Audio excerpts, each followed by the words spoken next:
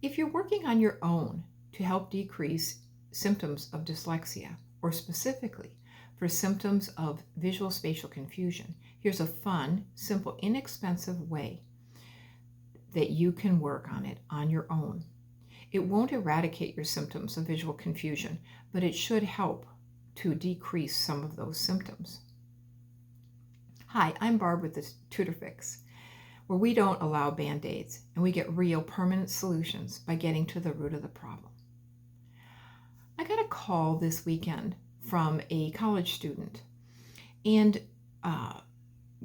we were going to be working this Christmas, over Christmas break, on working on some of her foundational skills to try to improve them. And we'll be doing an intensive over the break. But I wanted to get her started on some things she can do at home, because I know our time will be limited when we actually get together. So I'm going to get her started on this simple exercise that she can do on her own while she's at college. So this video is specifically for her, but I thought, why not share it with others? Because it is such a great way to get started on decreasing visual confusion.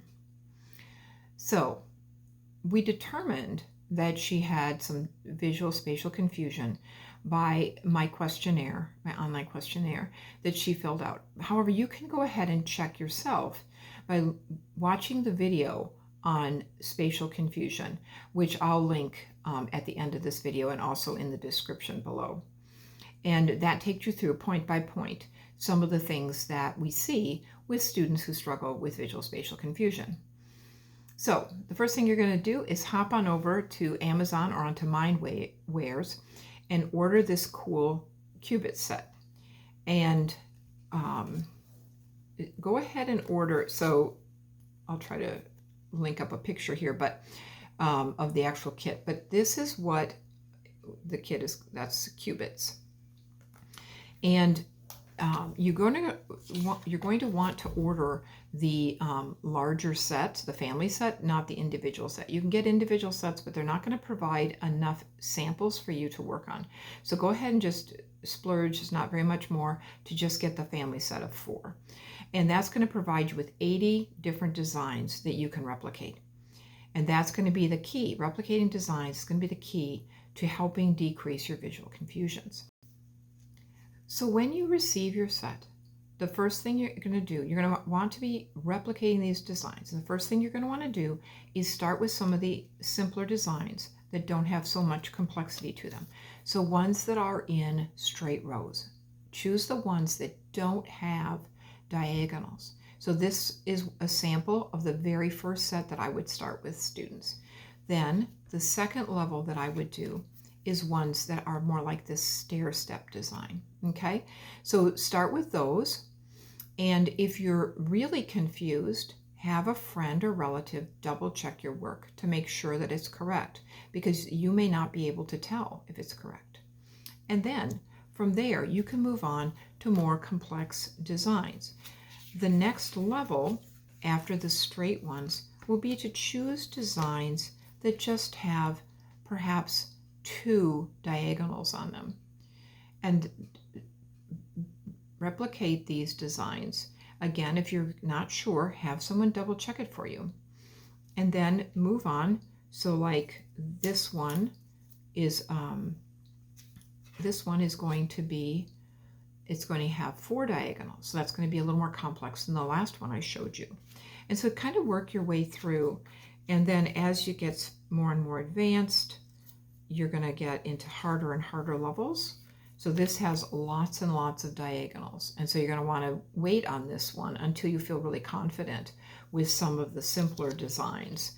Now, one key thing that you need to do is be sure not only that someone check your work if you're not confident, but also you're going to want to make sure you're not turning. This is what the blocks look like. You want to make sure you're not turning this tray. Do I have another tray here? There's a tray under here. You're going to want to make sure you're not moving the tray or the card at a diagonal. So you don't want to turn it like this when you're building it, nor do you want to turn the card diagonal. Lots of students with with visual spatial confusion will turn one or both the card or the tray. So make sure you, if you're not sure whether you're turning it, line it up against the edge of the table and make sure that you're building it straight, okay? So because with your visual spatial confusion, you're going to be more apt to want to twist it because it'll be easier for you to flip things around in your mind. So just line both the card and the tray on the edge of the table and then, or desk, and then go ahead and replicate.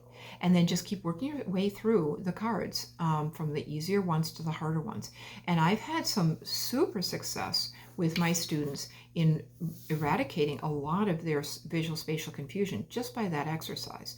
Now, of course, for my student, when she comes in for her intensive over Christmas break, we'll definitely be adding other exercises to help with that confusion. But at least she'll have started and be one step closer to eradicating those.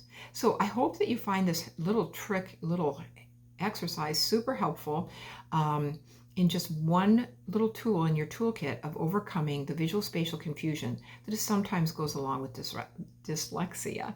Have a great day. And if you want more videos on visual spatial confusion, I have a whole playlist on that I can also link here at the end of the video. Have a great day.